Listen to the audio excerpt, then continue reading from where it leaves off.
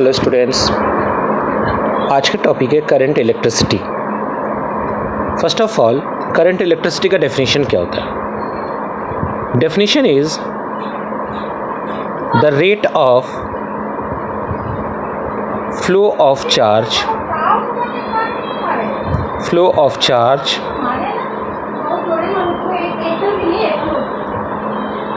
Normal to cross section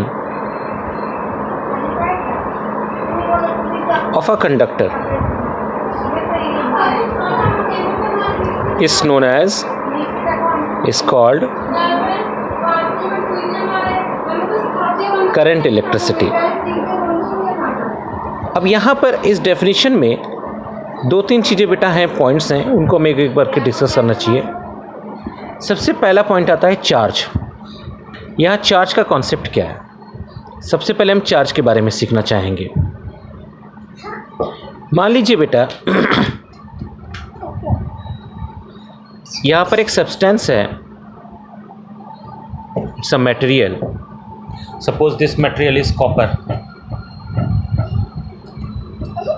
and this is made of atoms. Okay, these are made of atoms. We have taken one atom from this. You know beta, inside of this nuclear atom there is an atom nucleus, and inside of this nucleus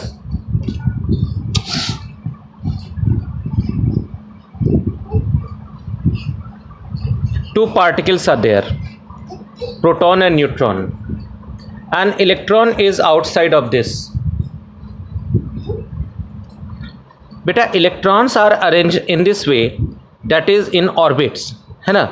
they are arrange in orbits और they are called shell. So this is the position of electron, outermost shell, that is electron. Now in this बेटा number of proton and number of electron both are same. It means जितने number of electron होंगे outside of the nucleus, उतने ही number of proton होंगे inside of the nucleus बेटा। माने outside में जितने इलेक्ट्रॉन होंगे और इनसाइड में जितने भी प्रोटॉन होंगे वो दोनों आपस में क्या होंगे बेटा? इक्वल होंगे। एक प्रोटॉन की जो वैल्यू होती है और एक इलेक्ट्रॉन की जो वैल्यू होती है वो होता है 1.6 into 10 to the power minus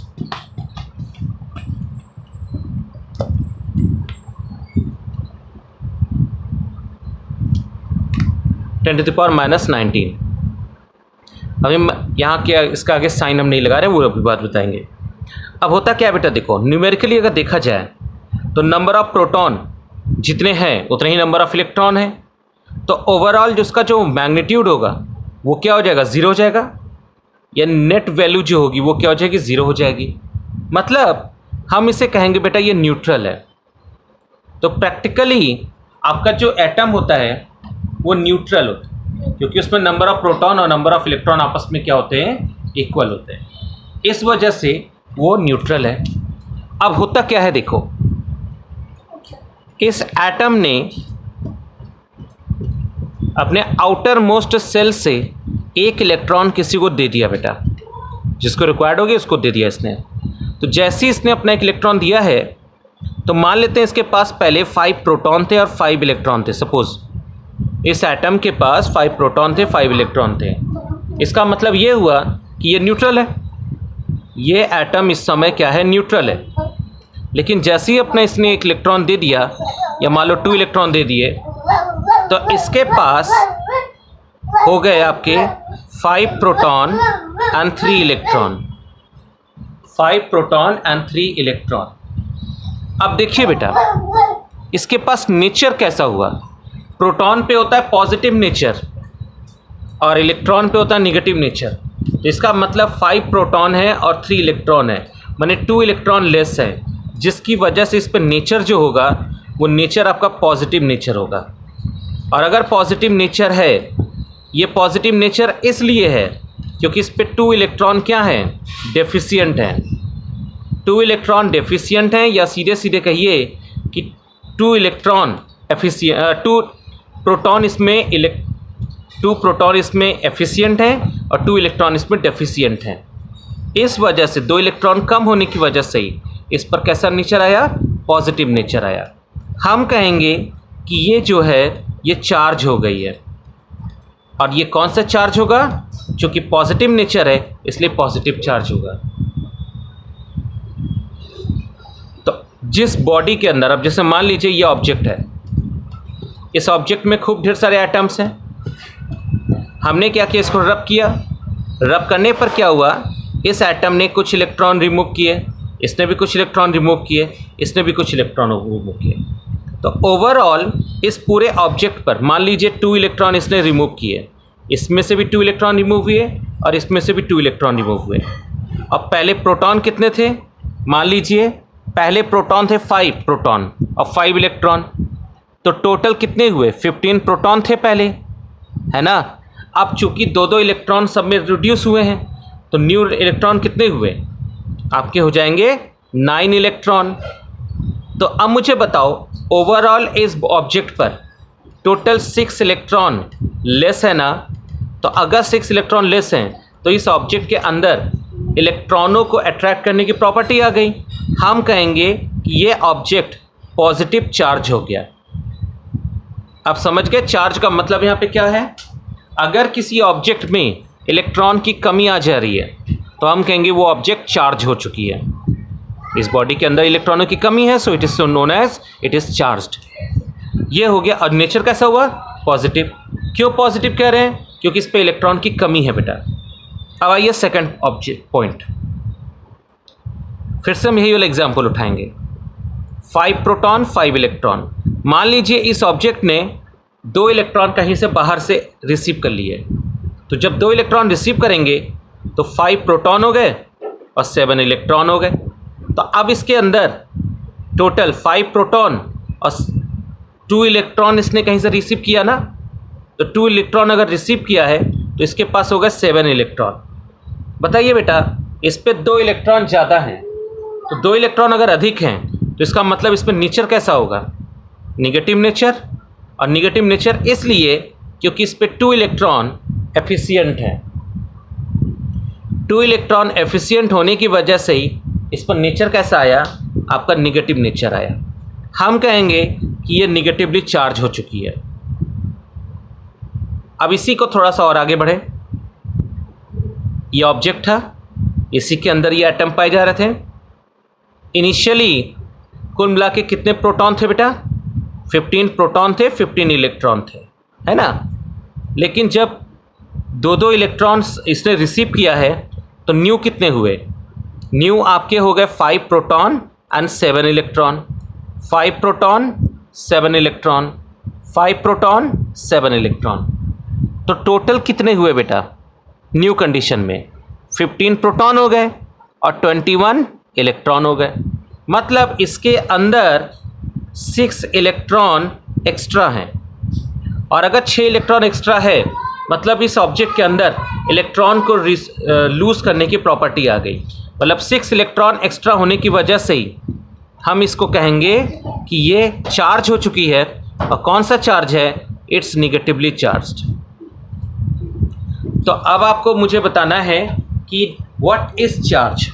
देखिए डेफिनेशन देखिए, if there is efficiency or deficiency of electrons in an object,